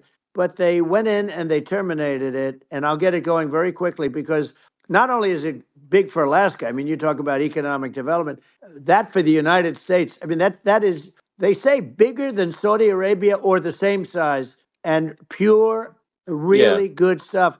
And, they end it. So I think we have, perhaps hundreds of years left. Nobody really knows. But during that I mean, time, my something will estimate. come around that will be Yeah. very good. Yeah. Yeah. Well, I mean, my estimate would be, a little more aggressive than that, but it's not the sort of like we're all going to die in 5 years stuff. That's obviously BS. But I mean, my view is like if you just look at sort of the parts per million that increments every year, you get sort of 2 or 3 parts per million every year of CO2. Uh, I mean, I think some of that it's problematic if it accelerates if you start going from two or Right. three to say five, and then there may be some situations where you get just a step change increase in the CO2, Hmm. and I think we don't want to get too close to 1,000 ppm because like that's actually makes it uncomfortable to breathe. Like just existing in 1,000 ppm CO2 is uncomfortable. That's like that's considered like an industrial hazard. Right. Just so it's that's actually you start getting headaches and stuff. So it's even without global warming, it's not comfortable to live. So you don't want to get too close to that. But I mean, I think we've got. I think we want to just move over and like, and if I don't know, 50 to 100 years from now, we're I don't know, mostly sustainable. I think that'll probably be okay. So it's not like the house is on fire immediately, but I think it is something we need to move towards. And on on balance, it's probably better to move there faster than slower. But like I said, without vilifying the oil and gas industry, and without causing hardship in the short term, I think this can be done. Without but people can still have a stake, and they can still drive gasoline Sure. cars, and it's okay. It's like it's not. I don't think we should vilify people for it, but I think we should just generally lean in the direction of sustainability. And I actually think solar is going to be a majority of Earth's energy generation in the future, and it's certainly trending that way. Hmm. And so you get the solar power, combine that with batteries, so because obviously the sun doesn't shine at night, and then you use that to charge the electric cars, and you have a long-term sustainable solution. And that's what Tesla's trying to move things towards, and I think we've made a lot of progress in that regard. But when you look at our cars, we don't believe that environmentalism, that caring about the environment should mean that you have to suffer. So we make sure that our cars are beautiful, that they drive well, that they're fast, they're sexy. I mean, they're cool. In fact, literally, I made this sexy joke: Model S, Model 3, Model X, and Y spells out sexy. It's probably the most expensive joke out there. Right. Um, but I don't know, I like cheesy humor, So, and but I'm not, I'm a big fan of like let's have an inspiring future, and Yeah. let's work towards a better future, and we can do so without demonizing Right. people. I'm okay. You know. It's very interesting. You use the word global warming, and today they use the word climate change because you have some places that go up, and so they were getting themselves in a little trouble with the word global warming because not every place is warming. Some places are going the opposite direction. But I'm sort of waiting for you to come up with solar panels on the roofs of your cars and on the trunks of the cars, and it just seems like something that at some point you will come up with. I'm sure you'll be the first. But it would seem that a solar panel on the roofs, on flat surfaces, on certain surfaces might be good, Yeah. at least in certain areas of the country where you have or the world Sure. where you have the sun. But I would think, and I have no idea because that's not my world, but I would think that this would be something that would be interesting. But the one thing that I don't understand is that people talk about global warming or they talk about climate change, but they never talk about nuclear warming. And to me, Sure. that's an immediate problem because you have, as I said, 5 countries where you have major nuclear, and probably some others are getting there, and that's very dangerous. That's where you need a strong American president because you don't want to have this proliferation. But you have 5 countries and getting more. China is much less than us right now, but they're going to catch us sooner than people think. They're way lower. Russia and us are number one, and I mean, we're sort of tied. and China is far behind, but they're developing at a level that, you're not surprised to hear very fast. They'll end up catching up, maybe even Yeah, surpassing. But to me, the biggest yeah, problem is not climate change. It's not, and everything's, a problem, but it's degrees. To me, the big problem is the nuclear power. The power of nuclear is so great. And when I talk yeah. about Nuclear power is underrated. It's I'll awesome. prevent World War Yeah. III, Oh, I will. But the okay. truth is that you have to, because this is no longer army tanks going back and forth and shooting at each other. This is Yeah. a level of destruction and power that nobody's ever seen before. Yeah, and actually, there's the bad side of nuclear, which is a nuclear war, very bad side. But there's also, I think, nuclear electricity generation is Absolutely. You're underrated, right. and it's actually, people have this fear of nuclear electricity generation, but it's actually one of the safest forms of electricity generation. It's just a huge misunderstanding. And if you look at the injuries and deaths, caused by, say, I mean, I'm not going to try to pick on coal mining, but just any kind of mining Right. operation, and there's a certain number of injuries and deaths per year. And you compare that to nuclear. Nuclear is actually way better. So it's underrated as an electricity source, and I think it's something that's worth reconsidering. But there's so much regulation that people can't get it done. So that Maybe they'll have sort to of change the have it, name. The name is just, it's a rough name. There are some areas yeah, it's a rough like when name. you see what happened in, Good bad right, branding. The we'll have to branding's rough. rebrand it. We'll have to give it a good name. We'll name it after you or something. No, No, I think it has a branding problem. When you see what happened it does have a branding problem. when you see what happened in Japan, where they say you won't be able to go on the land for about 3,000 years. Did you ever see that? And in Russia, where they had the problem, where there's a lot of bad things happened, and they have a problem. And they say that in 2,000 years, people will start to occupy the land again. You realize it's pretty bad. No, that's not true. You're Well, no, right no, about it. It's amazing. it's actually not that bad. So like after Fukushima happened in Japan, like people were asking me in California, are we worried about like a nuclear cloud coming from Japan? I'm like, no, that's crazy. It's actually it's not even dangerous in Fukushima. I actually flew there and ate locally grown vegetables on TV to prove it. Um, and and I donated a solar water treatment, a solar powered system for a water treatment plant, and Yeah, but you haven't because the been danger feeling is so just well lately, and I'm worried about it. no, but I mean, I'm it's just only kidding. it's I'm only fine, kidding. It's like Hiroshima and Nagasaki were bombed, but now they're like full cities again. So Right. it's Well, that's clearly great. not That's something great. that That's um, great. so it's not as scary as people think, basically. But Yeah. um, let's see. I mean, are there some other topics we should touch on? Oh, like lawfare. I think Well, we need to be concerned about. what they've done to Um, this country. obviously, Yeah. yeah. Well, we just won the big I mean, case in Florida. This was a Biden administration did something that's never been done in this country, and that's go after their political opponent, me, with this nonsense and just nonsense. And the big case in Florida we won, but they always pick a judge and a jury, and they use local DAs, they use the local attorney generals like Fani, Fani, spelled yeah, Fani, Fani, and it's yeah, all a big hoax, and it's all run from there. Like in Manhattan, the one of the top people from the Justice Department went in, ran Manhattan, ran the state. The Letitia James deal was run by a person from the Department of Justice, Biden. They've never done this before, sure, and they set up a very bad precedent. It's called lawfare, warfare.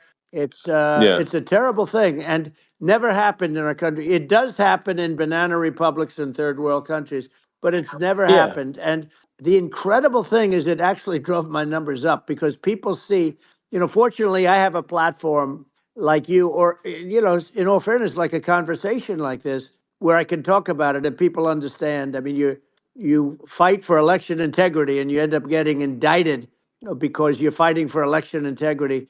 And when the day comes that you can't fight for election integrity, you don't have a country anymore. So what happens? What yeah, happens is they went after their political opponent, me.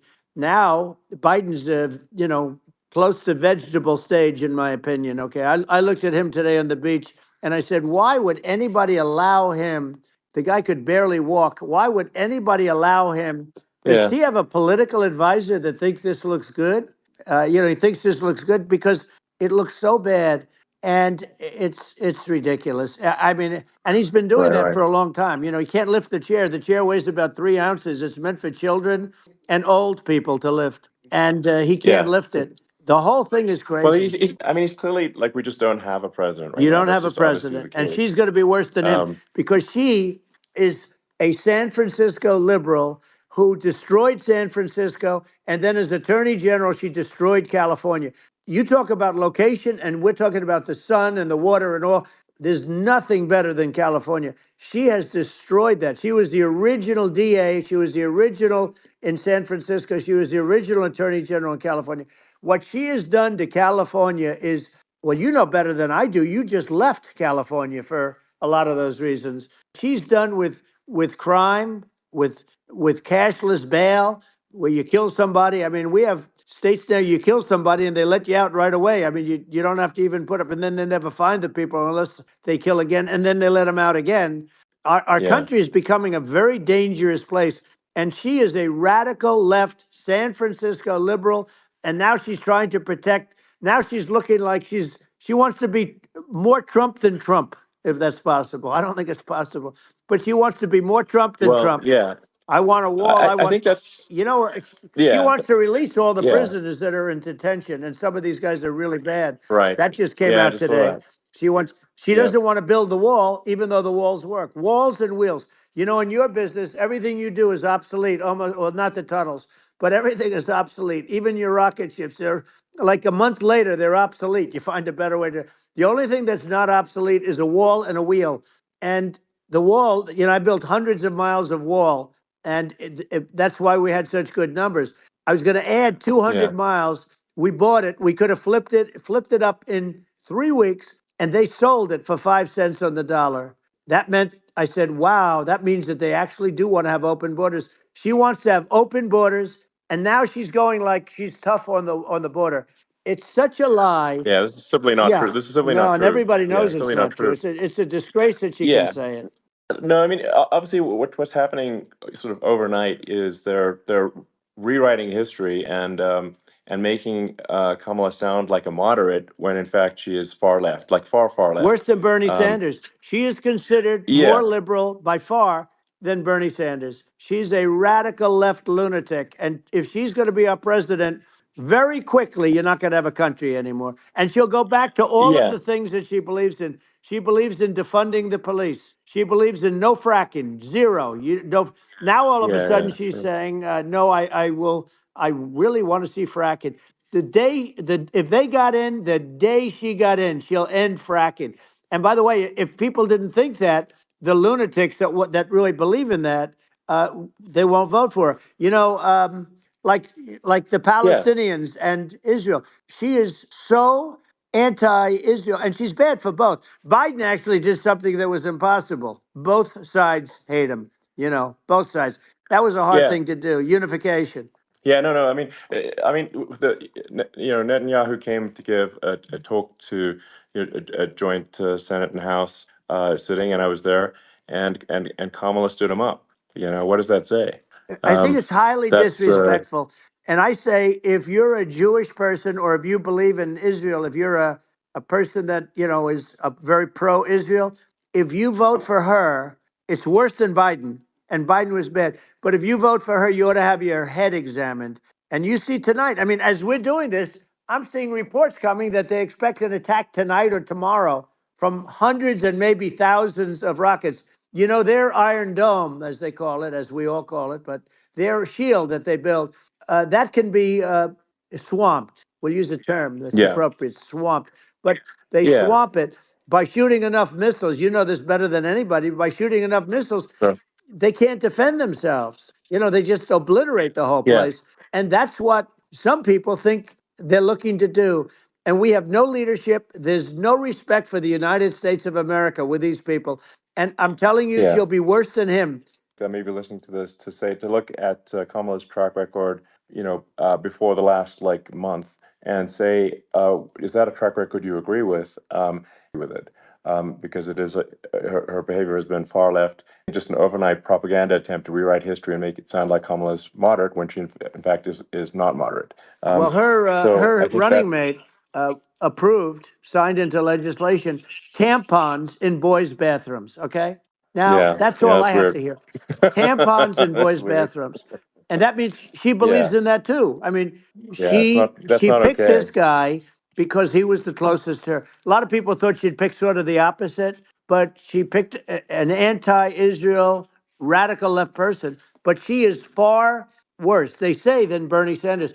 If we have her as a president, if we have a Democrat at this moment as the president, I don't think our country can survive.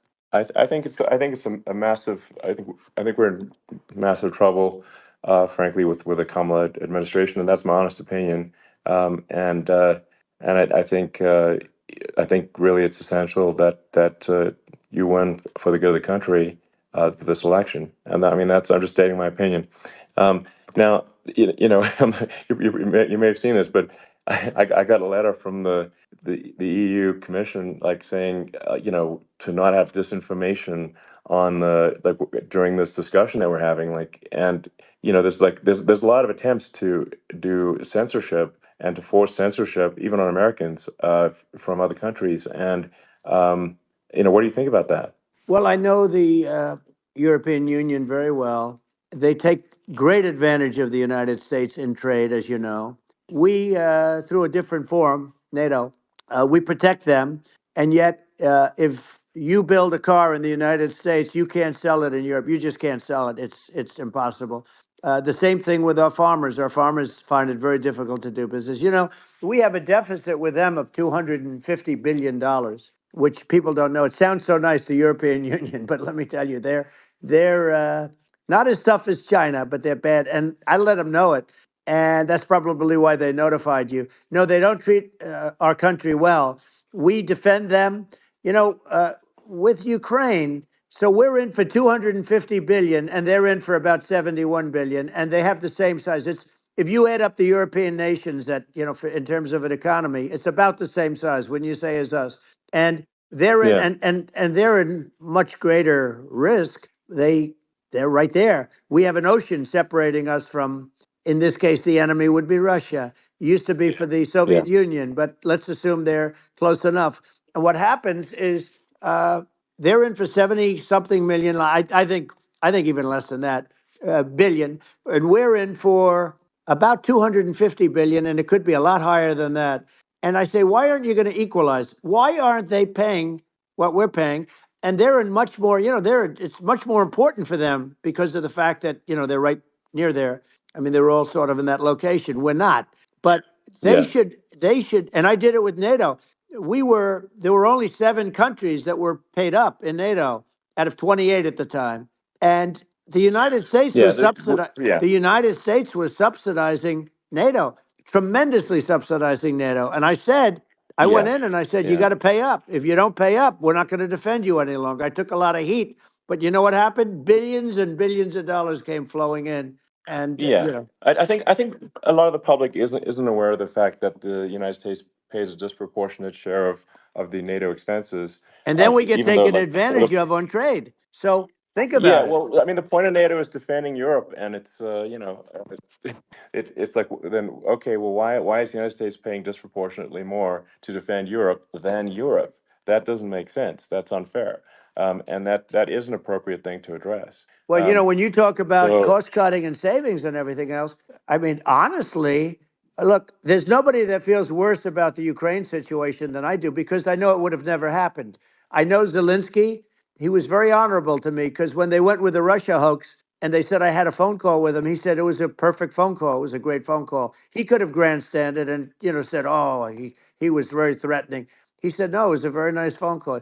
I called him up to congratulate him on his win, and you end up getting impeached because these people are yeah, yeah, lunatics. I was talking about the difference from the people within and the enemies on the outside. In many cases, the people from within are more dangerous for our country than the Russias and the Chinas. If you have a smart president, you're not going to have a problem with them. You're going to do things. yeah, Now they've taken advantage yeah, of us absolutely. incredibly, but you're going to do things with the right person.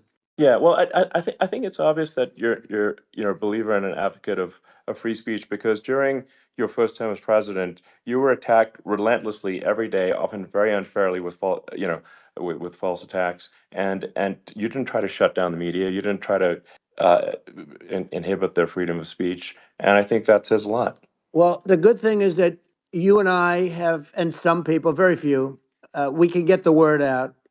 Although sometimes it's hard because they don't want to print it. Like we're having a great conversation right now. Kamala wouldn't have this conversation. She can't because she's not No. smart. She's not a smart person, by the way. She can't have this conversation. And Biden, we don't even have to talk about it. I mean, he couldn't have this conversation. He would have given up on the first half of a question. He would have walked out. He would have said, "Where am I? Where am I going?" So anyway, but Yeah, no, he wouldn't have this. that's true. Not a lot of people would have this conversation, but we cover a lot of territory. But the beauty is that we can have a conversation, and Yes, you can I'm actually able have a to get it out conversation. without because I I get think treated this is unfairly by a the really press. big point. You can actually have a conversation with you, Yeah, it's nice, isn't it? and you can't have a conversation with Biden or Kamala. It's like it's not possible. That's true. It's So this is like talking to an NPC. So no. it's just Well, impossible. but think of it. We need a man or person who's unbelievably sharp in order to stop all the nuclear danger and all the dangers that I'm talking about. And I got along with all these. I got along with Kim Jong Un. We had dinner. We had everything, and he really liked me, and I got along with him really well. By the way, he's the absolute boss over there. A lot of people said, "Oh, do you think he really?" That's for Let me sure. tell you, I saw things that you don't want to know about. He is the boss. But we had a good relationship, and he doesn't like Biden. He considers him a stupid man. He said he's a stupid man. Well, at least he speaks his mind. But in this country, you're not sort of allowed to say it, but I guess you are. You should be allowed to say it if Yeah, it's true. But we need smart people, and we need people that have an ability to lead. And she doesn't have that ability. Can you imagine? Now, yeah. Chairman Xi very well. Can you imagine her and him negotiating or No, it's even silly. It would be standing silly. together? It is the whole concept Yeah. is ridiculous. She is terrible. She's terrible. But she's getting a free ride. I It saw a would. picture of her Yeah, yeah, on Time Magazine today. She looks like the most beautiful actress ever to live. It was a drawing, and actually, yeah, she looked very much like our great first lady, Melania. She yeah. didn't look. Yeah. She didn't look like Camilla. That's right. But of course, she's a beautiful woman. So we'll leave it at that, right? Yeah, well, maybe like I think part of what people in America want to, people in America want to feel excited and inspired about the future. They want to feel like the It's future is true. going to be better than the past, and that America is going to do things that are greater than we've done in the past, reach Right. new heights that make you proud to be an American and excited about the future. They want the I American think dream this, back. They want the American dream back. More important than anything else. It's like you don't have that today because the people they've been just sucked. They see incompetent people running our. The Biden thing is very interesting. People just found him to be incompetent. And when I debated him, I was like, "Is this for real?" It was yeah, it was just absurd. But I think there are like some grand projects that we could do. I mean, I think like we could build a base on the moon. We could send American astronauts to Mars. We right. could build high speed Yep. connections that are more advanced than anything else in the world between our cities, so people have fast transport. It's possible to solve traffic with tunnels. That's right. We already made great progress in Vegas doing that, and and just do things that are exciting and inspiring and make the future feel like it's better than the past. Well, I saw what you Like, did in Vegas, and I'll tell you, it was amazing. I got to see. I took a big glimpse at it, and it's incredible. It's incredible, and you could do that all over. You could do that all over. It's deep. yeah, You and don't even need much structure. Assuming you're in the right areas. no, it's straightforward. It's amazing. So like I think we could do some things that like China's got incredible high speed rail between its cities, but I think it's actually possible with tunnels if with deregulation with an ability to actually where it's like legal to actually do the tunnels. Then you could have high speed tunnels that are actually better than anything else in the world for high speed transport between Good. cities, and that would be something that Americans can say, "Wow, okay, we've got something that's cooler than anyone else in the Yeah. world." That's the kind of thing that makes you proud to be an And American. much safer than surface trains. where there is a danger there, with people, with crazy Yeah, people. It's much safer, much better. And, it's sad because I've seen some of the greatest trains. I find it fascinating. And I've seen the systems and how they work, and the bullet trains, they call them, I guess. And yeah, they go unbelievably fast, unbelievably comfortable, with no problems. And we don't have anything like that in this country, not even close. And yeah. it doesn't make sense that we don't. Doesn't make sense. Yeah, and I think also like there's I'm kind of hopping on the excess regulation, but I think something that that I think people can generally understand is that what happens with laws and regulations is that there's more and more of them every year, and unless there's a process to clean them up, eventually everything becomes You're right. illegal, and that actually it slows down the development of new technologies. I mean, if you take the sort of like I think there's room for some reform at the FDA Yeah. for Yeah. improving the speed with which we approve drugs that could help save lives and improve people's Yeah. lives. And I worked very hard and on that. We got that down yeah, to the lowest number ever, and we got therapeutics approved in the FDA that people can't even believe the speed. But I took them on. I don't think they like me too much, but I got things approved in the FDA at numbers that they wouldn't believe. And it's a very bureaucratic group. Actually, it's a fine group of people in many cases. I got to know a lot of them, but I was pushing them really hard for Regeneron, for so many different things that were really pretty amazing. But the FDA takes too long. It's 12 years to get a product approved. I got it down to 4, and I yeah. got some things done very quickly. But it's really something that is going to have to be worked on because it takes too long.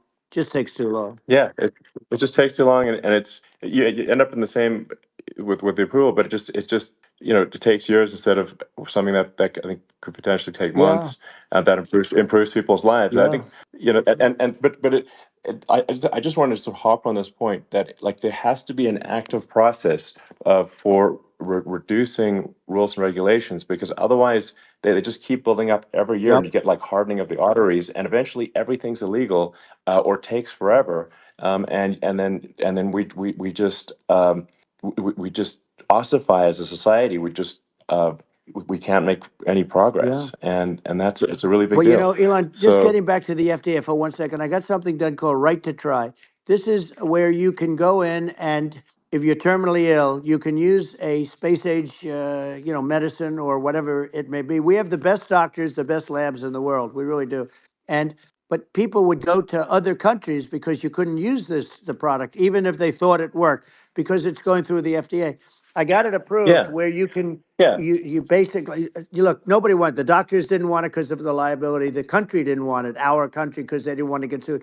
These are people terminally ill. The insurance companies didn't want it, and the pharmaceutical companies, nobody wanted it. I got everybody into a room, and we came up with an agreement that you won't get sued. And also, they didn't want it on their record. If somebody's terminally ill and they die after taking a drug, they didn't want that on their record. So we set a separate list. If somebody was, so it wouldn't count as a negative. yeah, Okay. And as you know, we got it yeah, done. We have saved Right to Try. They've been trying to get this done for 58 yeah. years. And it sounds simple, but it wasn't because of, the insurance companies, nobody wanted it, but we got it done. Sure. Somebody signs, you sign a document that you're not going to sue the insurance companies, the country, you're not going to sue anybody. And we got it done. And we're saving tens of thousands of lives. Right to Try. Hopefully you never need it. But if you Yeah. do, you don't have to travel to Asia. People, Right. if they had money, they go to Yeah. Asia, they go Sure. to Europe.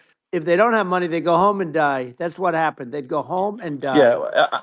Well, I mean, and actually, to give Europe some props here, it's like if a drug is approved in Europe, which has a crazy amount of regulations, it should obviously be approved in the U.S. Yeah. I mean, they get more regulations than we do. So why would a drug be approved in Europe and not in the U.S.? That's crazy. Well, we did it. We did Um, something that really, they've been trying to do it for 50 years, and they just couldn't get it done. And I got it done, and it's really something. But you're right. Some people go to Europe because a drug isn't approved here, but it's approved in Europe, and it's a drug that, generally speaking, would yeah, work. It's pretty crazy. You're absolutely. right. And I think so long as people are properly informed of the pros and cons and like these are the risks, these are the risk, and like you make your own decision. Yeah. That makes sense. Well, I think just, So in sort of closing up, and by the way, I'm looking at the numbers. You got a lot of people listening. I hope you don't get yeah. nervous because you got a lot of people listening to you right now, like 60 million or something.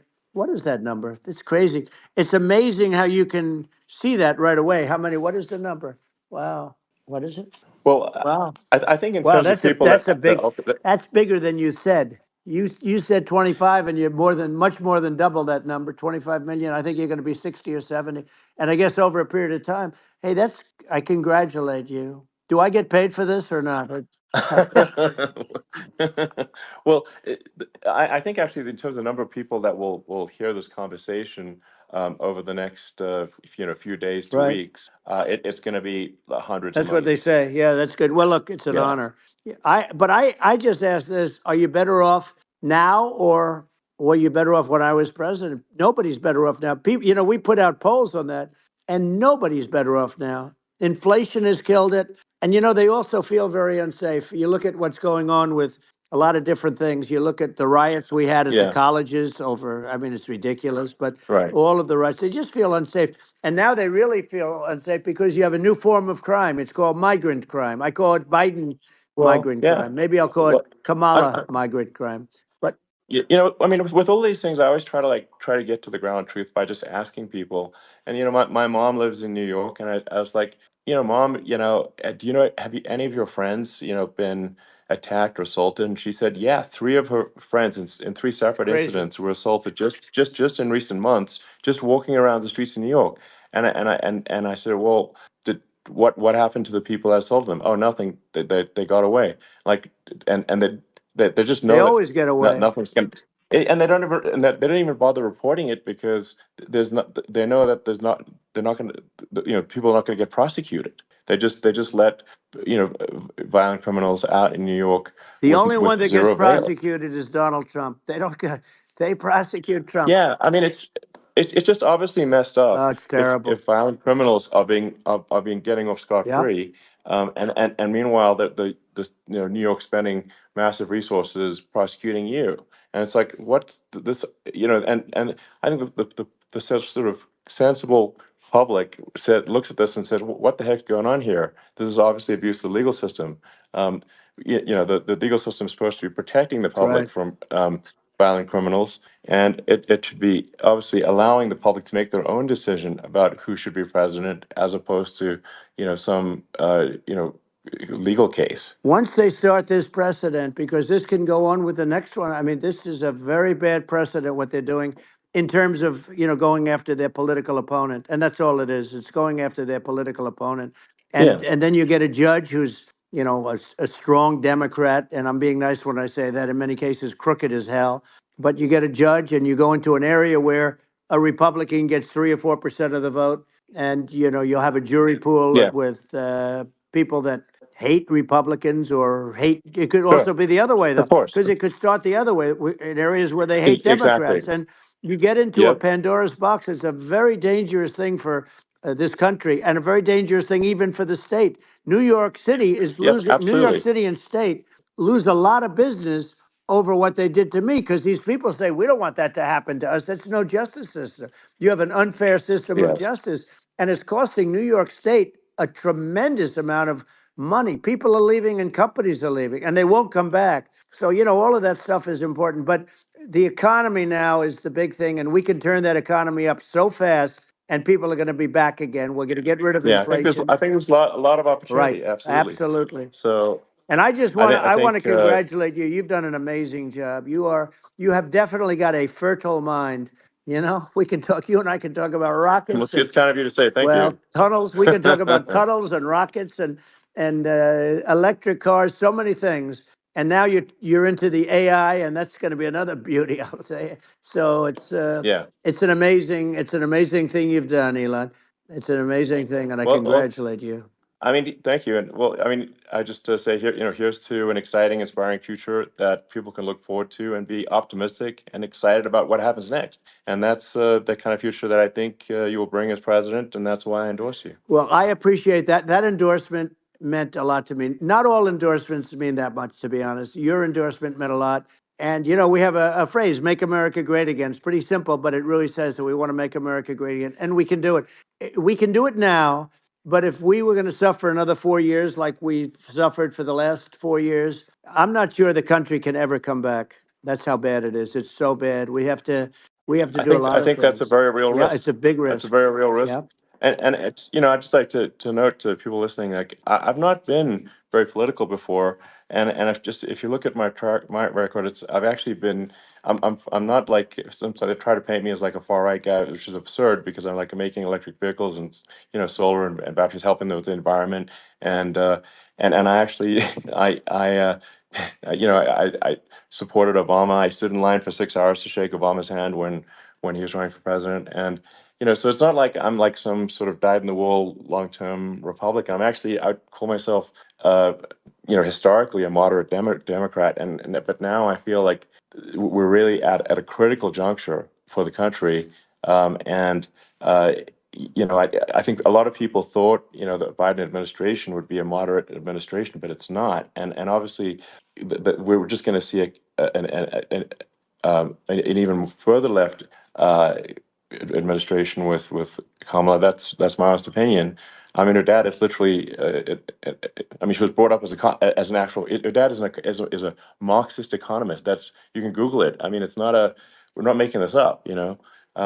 That's how she was brought up. So, and we want to have a future that is prosperous. And I think we're just at this critical juncture. And I think this is a case of the America is going to at a fork in the road, and True. I think it will take if the path to, like you are the path to prosperity, and I think Kamala is the opposite. Then that's my honest opinion. I'm gonna get attacked like crazy, and I've also experienced quite a bit of lawfare myself, and but I'm just trying to tell people my honest opinion, and I haven't been really active in politics before. And I'm just trying to point out that my track record historically has been moderate, if not moderate, slightly left. So this is to people out there who are in the moderate camp to say, I think you should support Donald Trump for president. I think it's actually a very important junction in the road, and we're in deep trouble if it goes the other way. Well, I want to thank you. And, I actually always did think of you as somewhat left. I must say that. So it's Yeah. even more of an Well, honor to have your endorsement. I know how strong you feel about it. But, when you think of her, San Francisco 15 years ago, I had a great friend, Bob Tish. He said it's the greatest city in America. And now it's almost not livable there. And California likewise. And she was involved in the destruction of San Francisco and the destruction of California. And she will be involved in the destruction of our country if people are so unwise as to elect her. And I hope that doesn't happen. And I hope the elections are going to be run honestly. And we're going to turn this country around. We're going to do things and we can do it fairly quickly. And we have to get rid of the criminals that have been, given to us by other countries as they laugh. They laugh at us. They think we're stupid to accept these people. These are radical, stone cold killers in many cases and terrorists. And they're in our country by the hundreds of thousands. Yeah. And we have to take Yeah. them out. Yeah, I mean, if I could summarize it, perhaps, I think these are issues that I think most people in America would agree with, which is that we want safe and clean cities, we want secure borders, we want sensible government spending, we want to restore both the perception and reality of respect in the judicial system, just stop the lawfare, and I think that's like, and how are those even right-wing positions? I think those are that's just common sense, and that's I mean, would you agree with that? 100%. I don't understand, the whole, they call it progressive. They don't like the word liberal anymore, but call it liberal or progressive. I don't understand how somebody could say that it's okay for them to empty prisons into our country. And again, I told you their crime rates Definitely all not over the world okay. are going way down, which makes sense. In fact, the next time what we'll do is if something happens with this election, which would be a horror show, we'll meet the next time in Venezuela because it'll be a far safer place to meet than our country. Okay, so you and I will go and we'll have a meeting and dinner in Venezuela because that's what's happening. Their crime rates coming down and our crime rates going through the roof. And it's so simple. And you haven't seen anything yet. because these people have come into our country and they're just getting acclimated. And they don't know about being politically correct law enforcement or lack of law enforcement.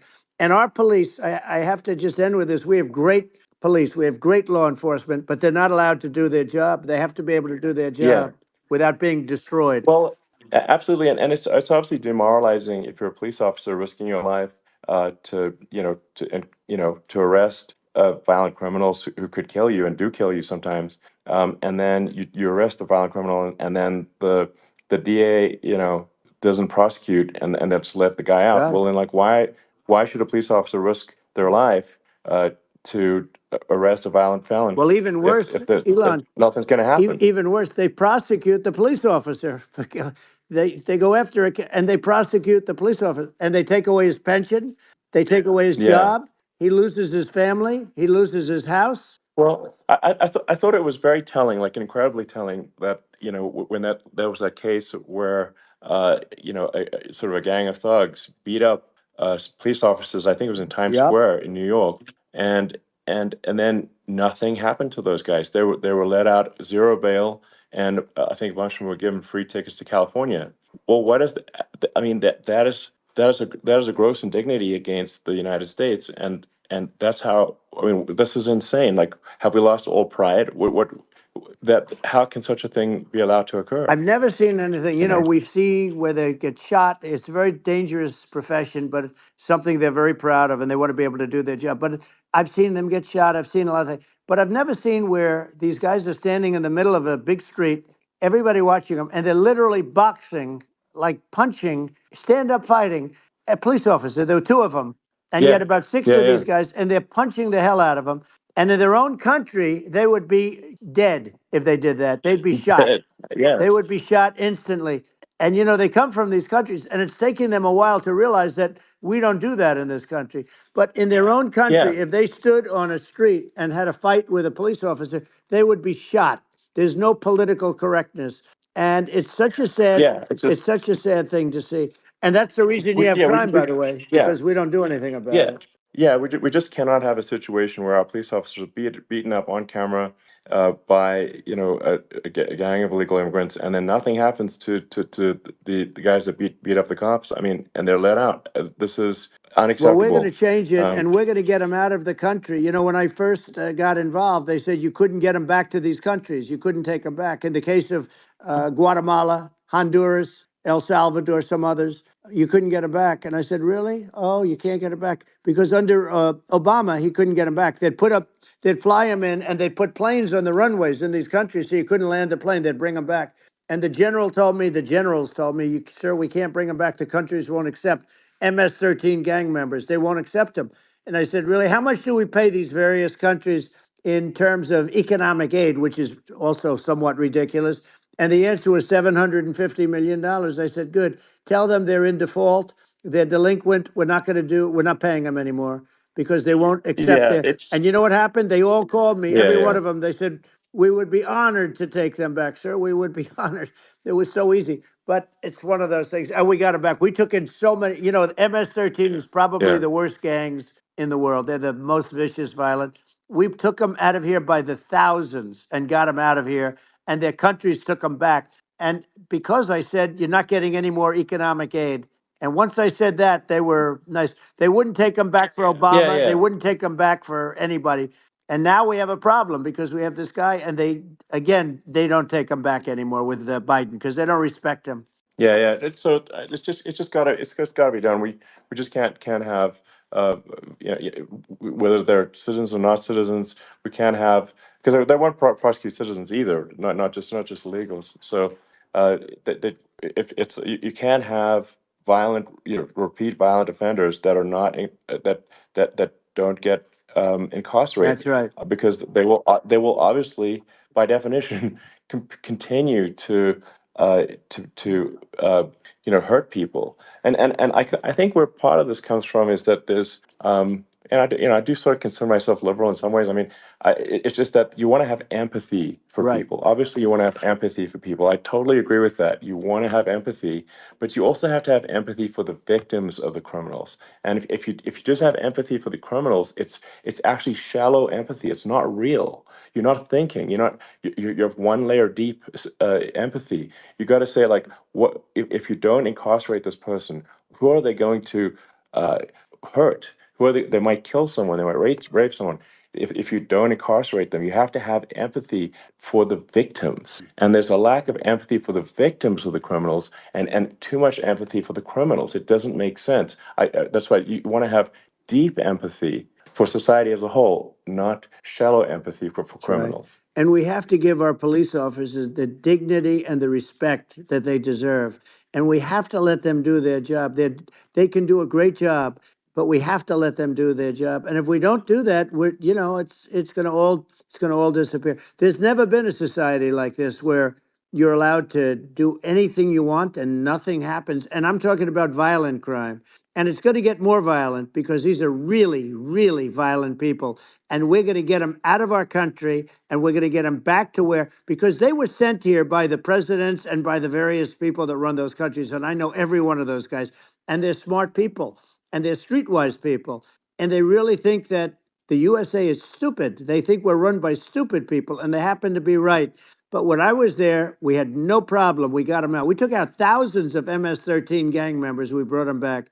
And now, again, it's the same old story. We don't do it. And they actually gave them a big increase in aid. They raised it up to billions of dollars, and they get nothing for it. So, it's I hope everybody's going to vote for Trump, and we're going to get this country straight. And Yeah. I didn't need this. I, I'm like you. I didn't need this. I had a very nice yeah. life. I didn't need to go Yeah. through Yeah. court systems and go through all the other stuff and run at the Sure. same time. I have to run. I have to go through fake trials with, in some cases, corrupt judges, totally corrupt judges. I didn't need it. I had a nice life. I have great locations. I have beautiful oceans that I have places. But I felt it was important. And if I had to do it over again, you probably think I'm crazy for doing it, actually. But if I had to do it over again, I would have done it over again, because this is so much more important than me or my life. We're going to save this country. This country is going down. And these people are bad people that we're running against, and they're liars. They make statements. They do things that are so bad. They say they're going to make a strong border. They say they've been great on the border, and they've been the worst in history. They say they're Yeah, going to it's stop horrible. Like crime, the and facts speak for themselves. The it's so facts incredible. speak for themselves. Like it's gotten to the point where people just don't even bother reporting crime in a lot of That's cities right. because they know nothing is going to happen. That's what I hear anecdotally from people all the time. So it's just my values. I'm just saying to people out there, like the things I think are important for the future is like we've got to have safe cities, we've got to have secure borders, we've got to have sensible spending, and we've got to have deregulation, and Right. so we can have a prosperous future. And then we want to have some exciting, sort of moonshot projects that people can get fired up about. And that's the future I'm looking for. And I'm pro environment, but I'm not against. I'm not like I don't think we should vilify the oil and gas industry because they're keeping civilization going right now. And but I do think we want to move a reasonable speed towards a sustainable energy economy. Those are my values, and I think and so I mean that's why I'm supporting you for president. Well, I So appreciate it. We're going to give incentive to companies to come into our country, not to leave our country. We're going to be giving tremendous incentives. We want companies to build here, not to build in other locations. And we want to create jobs. And again, it's about the American dream. You don't hear about the American dream anymore, Elon. You're the American dream in the truest sense, but you don't hear about the American dream anymore. And you're going to hear about it. People, they need that incentive to go out yeah, and do it. And they're going to love their lives. I mean, they're going to look forward to getting up in the morning and going to a job that they love, not a job that they can't stand, or not any job at all where they have no money, where they yeah, literally have no money, and then they end up with violence and lots of other problems. No, we're yeah. going to do some great things. And I learned a lot in the first. We had a great economy and all of that. We rebuilt the military. We did so much, but I also learned the best people. I learned the good people, the smart people, the dumb people, the people that can do things. The people, you learn. When I first came in, I tell people I was in Washington, D.C. only 17 times, according to the fake news media. I was in 17 times. I never stayed over. And you don't know people. You rely on other people to give you names, and then you realize the people you relied on weren't so good. Now, we had great people, but we also had some where I wouldn't have, used them had I known. Now I know everybody. And I think we're going to really turn things around fast. We have no choice. Otherwise, we're not going to have a country. And I really appreciate this. To me, it's been a lot of fun being with you. You're an amazing guy. You've done an incredible job and a great inspiration to people, a great inspiration. And I hope you keep going and just continue to do well. And we're going to have a big election coming up. And I think November 5th will be the most important day in the history of our country. I think that election will be the most important election. And I think it'll end up being maybe the most important day in the history of our country, because if we don't win, I just feel so sorry for everybody. No, I think we're at a fork in the road of destiny of civilization, and I think we need to take the right path, and I think you're the right path. So I think that's what it comes down to. Thank you very much, Elon. It's a great honor, and we'll do it again sometime. And it's been really fun, and I hope you got a lot of viewers. I hear you got a lot, but I hope you got a lot. I know you got a lot of them. So I appreciate it. I'll see you soon. All right, sounds good. Thank you. Thank you, Elon. Thank you very much. Bye.